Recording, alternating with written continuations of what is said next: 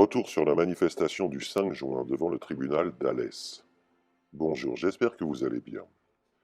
Laura Villot, l'une des organisatrices de cette manifestation contre les placements abusifs et ou inversés et contre la pédocriminalité, m'a fait parvenir des images concernant ce rassemblement, ainsi que son témoignage que je vais vous lire.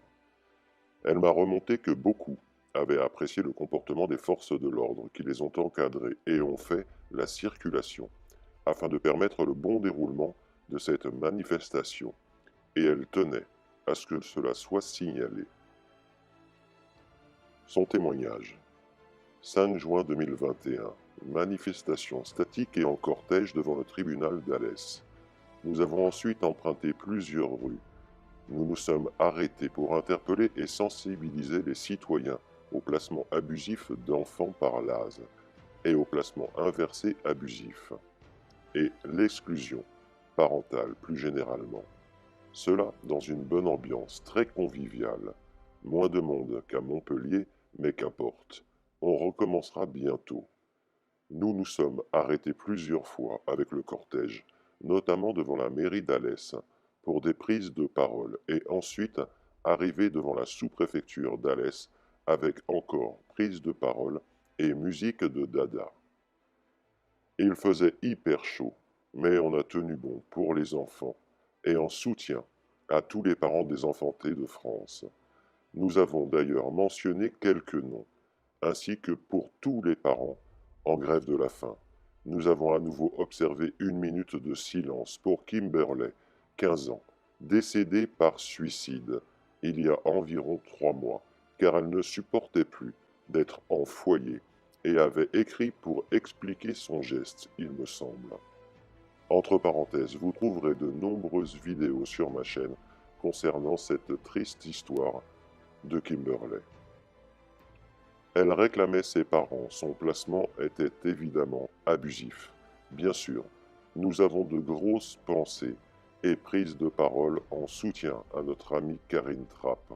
Le docteur Labraise était présent comme toujours pour dénoncer l'acharnement que subit sa conjointe et l'interdiction désormais de voir Noah, qui est placé et en grand danger car il menace de se suicider, de se défenestrer.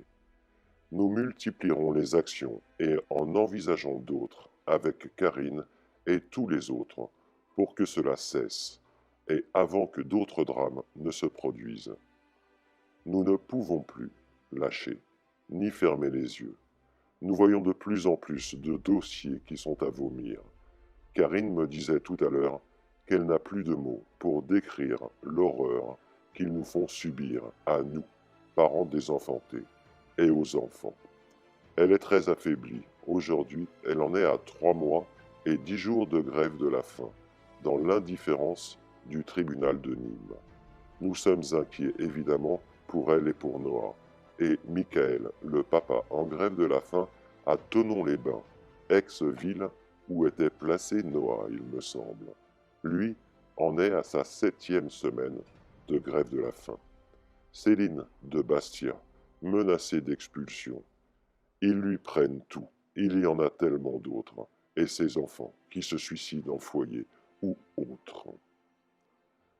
Les organisateurs de cette manifestation étaient Laura Villot, Luna Katz, Hervé Duplat et Nicolas Relti, avec la participation active de Valérie, la grand-mère du petit Levan, et Christophe Belna.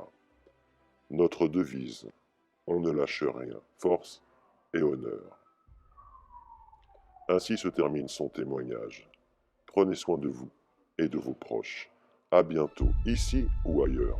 Portez-vous bien.